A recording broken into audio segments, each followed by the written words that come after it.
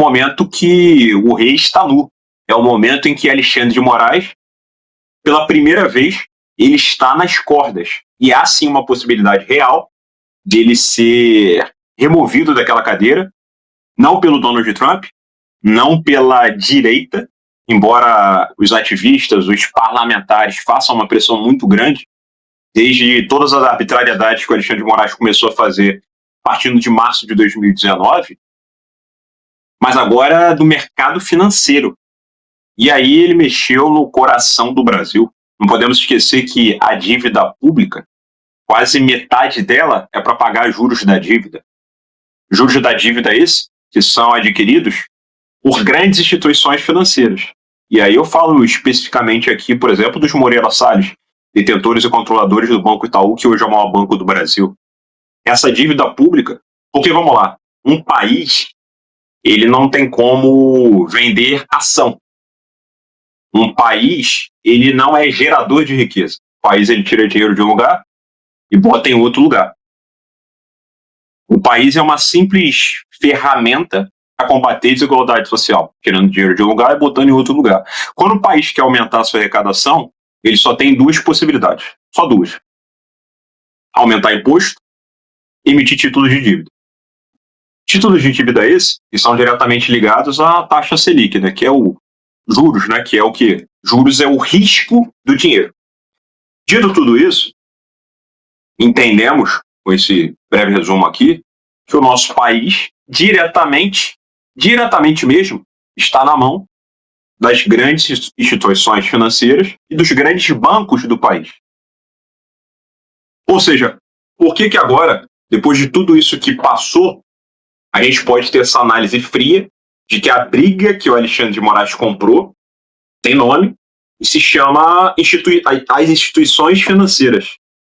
Porque o Moraes, com todos esses casos que foram elucidados, ficou muito claro de que ele tem que tomar muito cuidado com a palavra que eu vou usar agora. Na verdade, vou usar até outra palavra. Segundo a Malu Gaspar, supostamente, teria atuado para benefício do Banco Master. Supostamente, fruto a todas essas matérias que foram trazidas à tona para a gente. Ele fazendo isso, diretamente, por conta de um suposto contrato que existia entre o escritório Barça de Moraes e esse banco e essa instituição financeira, no qual esse escritório era muito bem remunerado para isso, equivalente a 3,6 milhões por mês. Lembrando que no material apreendido também no Forcaro tinha uma observação dizendo que esse valor, em hipótese alguma, poderia deixar de ser pago. Era a prioridade máxima dos seus administradores financeiros executarem esses pagamentos na data certa, né? Para bom entendedor, o pingo é letra, né? E aí isso acontece porque, de fato, digamos assim, Barroso disse certa vez que nós derrotamos o bolsonarismo, colocando como se um ministro da Suprema Corte tivesse tomado um lado, a mesma coisa que um juiz, depois de um Fla-Flu, que o Flamengo venceu o Fluminense, o juiz saiu com a bandeira do Flamengo dizendo nós derrotamos o Fluminense. O juiz não tem lado. Nesse caso, o Barroso mostrou um lado. E digamos que, supostamente, segundo essas matérias, vou ser repetitivo mesmo, tá, pessoal? Isso aí é proposital. Nesse caso aí, né, do supostamente, vou usar bastante até para me resguardar. Segundo a Malu Gaspar, ele teria agido diretamente para beneficiar essa instituição financeira. Como você está beneficiando uma instituição financeira que prometia taxas de crédito, por exemplo, de 140% do CDI, CDI lembrando que é um crédito interbancário utilizado apenas como uma taxa referencial, que era um percentual, e aí de forma objetiva, valores muito acima do que esses outros bancos, o próprio Itaú, o BTG, todos esses outros bancos proporcionável ofereciam, eles ofereciam em torno de 90 e poucos por cento, 100% em alguns casos, um pouquinho mais do que 100%. Nesse caso, era um banco que, sem lastro financeiro, prometia taxas altíssimas, no qual agia diretamente para ter uma fuga de capital dessas instituições financeiras mais nobres, mais reconhecidas, mais consolidadas, como, por exemplo, o próprio Banco Itaú, para esse Banco Master. no qual era um banco, digamos assim, novo, né? Porque antes era o Banco Máximo, que aí o Daniel Vorcado depois mudou o nome para o Banco Master, para uma instituição financeira que não tinha aquele lastro financeiro. Ela não tinha um contrato, né, digamos assim, quem assinava esse contrato com ela de forma objetiva, não tinha uma garantia de que iria receber esse valor. Isso já está comprovado. Ou seja, o Alexandre de Moraes, segundo a matéria da Malu Gaspar, supostamente, também tomou um lado nesse caso e ficou contra a Faria Lima,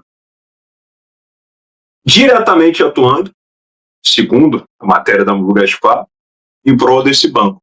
E aí, ele mexeu diretamente com os interesses da Faria Lima, das instituições financeiras de forma geral, e também com os interesses da União. Porque os principais detentores da dívida pública são esses bancos aqui que eu mencionei. Ou seja, o Moraes comprou uma briga que ele não tem como vencer. Não tem como. 129 milhões para a gente, para vocês que nos assistem, é muito dinheiro. Mas para essas instituições financeiras, é dinheiro de pinga. Hoje, por exemplo, o técnico do Flamengo, Felipe Luiz, campeão da Libertadores, campeão brasileiro, campeão da Copa do Brasil, do Campeonato Carioca, renovou o contrato dele com o Flamengo por um salário de em torno de 3 milhões a 3 milhões e meio por mês, já considerando a sua comissão técnica, né? Aí todo mundo questionando que agora ele é o manager mais bem remunerado do Brasil. Isso é porque a esposa do ministro Alexandre de Moraes ainda não é técnica de futebol, porque se fosse ela estaria ganhando mais do que o Felipe Luiz e seria a técnica mais bem remunerada do Brasil. E aí, duas perguntas a gente tem que levantar logo em seguida. Primeiro, será que o Barroso já sabia de tudo o que iria acontecer e por essa razão ele saiu do Supremo antes que o caldo entornasse? Segunda questão, uma outra matéria também que veio à tona indicava que, supostamente, o ministro Alexandre de Moraes agia diretamente junto à Polícia Federal para, em tese, pressionar nessas investigações. Eu usei a palavra pressionar propositalmente também, acho que para bom entendedor, pinga a letra novamente. E se isso aconteceu, o Lula também sabia desses fatos que a gente está trazendo aqui. E isso acontece justamente no período que o Alexandre de Moraes ainda estava sancionado pela Lei Magnitsky. Ora, logo depois o Trump derruba as sanções da Lei Magnitsky contra o Alexandre de Moraes e contra sua esposa. Sabemos que o Trump também é um grande player que gosta de chamar de ser o centro das atenções e é um grande negociador. Aí surge a segunda pergunta. Será que o Lula já sabia tudo o que iria acontecer?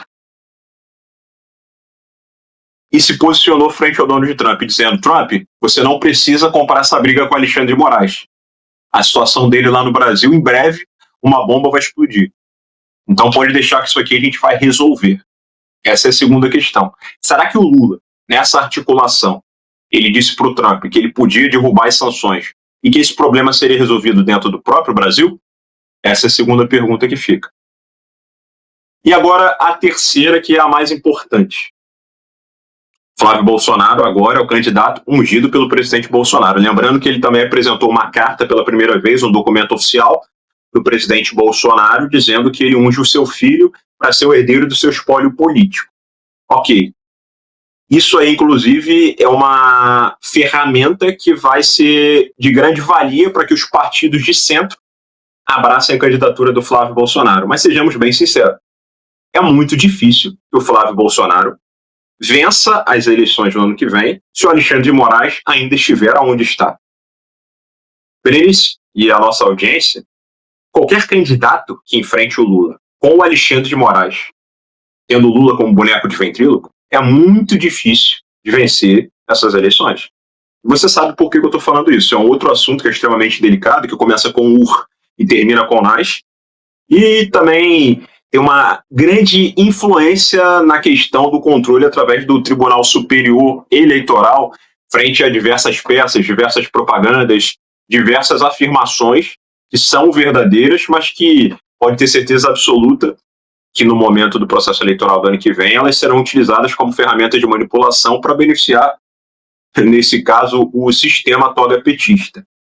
Ou seja, é muito difícil que isso aconteça.